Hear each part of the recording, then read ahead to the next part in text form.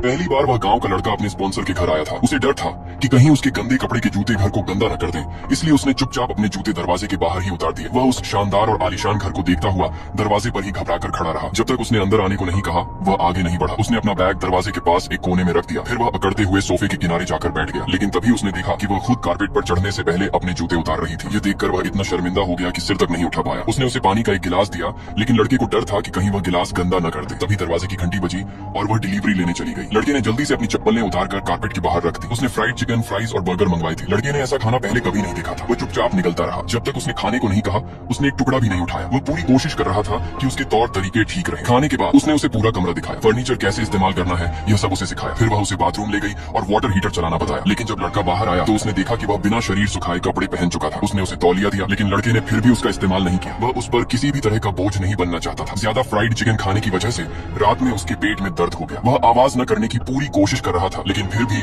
वह बार बार toilet flush की आवाज सुन पाई। उसने टेबल पर पेट की दवा रख दी और सोने से पहले लेने को कहा। जब लड़का बाहर आया तो लिविंग रूम में कोई नहीं था। वह पानी पीना चाहता था, लेकिन फिर उसे लगा कि कहीं गिलास गंदा ना हो जाए, इसलिए उसने फेंका हुआ टेकआउट का कप उठा लिया। नल को बहुत धीमा खोलकर उस कप को धोया, उसमें पानी भरा और दवा खा ली। अगली सुबह लड़का सुबह 6 बजे उठ गया और पढ़ाई करने लगा। जब वह उसे देखने आई तो उसने देखा कि सोफा बेड खोला ही नहीं गया था। लड़का इतना लंबा था, फिर भी पूरी रात सोफे पर सिमट कर सोया था। उसने तुरंत उसे सोफा बेड खोलना सिखाया। नाश्ते में उसने उसके लिए सादा दलिया मंगवाया, लेकिन लड़के को बुरा लग रहा था कि वह हर बार उसके पैसे खर्च करवा रहा है। एक लड़का पैसे बचाने के लिए सिर्फ 20 रुपए खर्च करके 500 पैकेट नोरी खरीदा। वो इन्हें तेल में फ्राई करता है ताकि दाम दुगने हो जाए, लेकिन हर बार फ्राई करने के बाद नोरी कड़वी और रंगहीन निकलती। उसने बार बार कोशिश की, लेकिन 500 पैकेट धीरे धीरे खत्म हो गए। फिर उसने अपना कंप्यूटर बेचकर 100 और पैकेट खरीदे। उसने तेल का तापमान भी कंट्रोल किया, नोरी डालने का तरीका भी बदला, लेकिन हर बार उसके हाथ पर दाग धब्बे रह जाते और स्वाद वही नहीं आता जो वो चाहता था। जब सारी नोरी खत्म हो गई और उसके पास बेचने के लिए कुछ भी नहीं बचा, तो जब वह उदास होकर जाने लगा, उसने देखा कि जमीन पर एक पैकेट छूट गया है। उसने उसे उठाया और सोचा कि यह आखिरी मौका है, लेकिन इस बार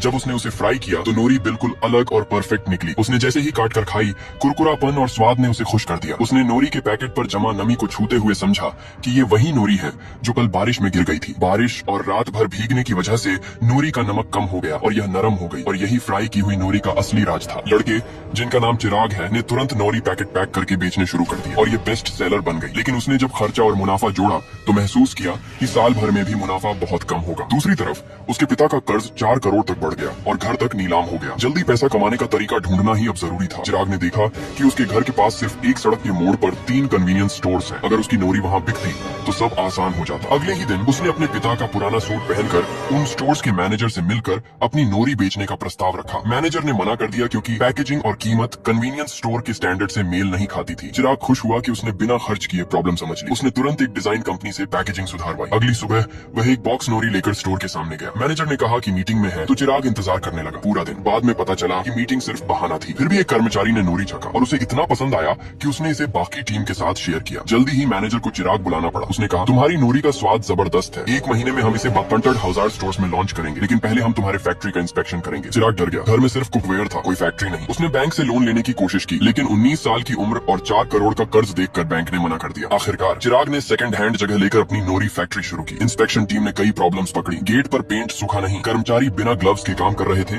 और ड्रेनेज गंदा था। चिराग ने सब सुधार किया, गंदगी साफ की, ग्लव्स पहने और फैक्ट्री स्टैंडर्ड्स के अनुसार बदली। दूसरी इंस्पेक्शन में सब पास हुआ। कुछ ही दिनों बाद चिराग की नोरी देश भर की कन्वीनियंस स्टोर्स में पहुंच गई। 2 साल में उसने अपने परिवार का सारा कर्ज चुका दिया। 26 साल की उम्र में वह भारत का सबसे युवा अरबपति बन गया और उसकी नोरी अब 27 देशों में एक्सपोर्ट हो रही है।